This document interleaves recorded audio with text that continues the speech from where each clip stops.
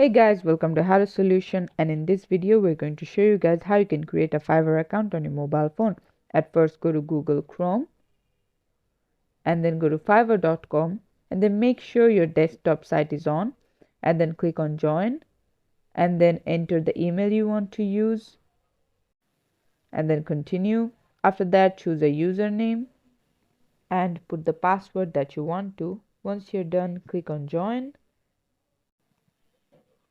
After that, it says in your Gmail an email has been sent, so you can click on it to activate your account. So go to Gmail and then click on that email and scroll down until it says activate your account. From there, it will take you to Fiverr where you have to sign in. Once you do, it says account successfully activated, and this is how you can create a Fiverr account on your mobile phone. This is it for the video. Thanks for watching. Please leave a like and subscribe for more tutorials like this, and until then, take care.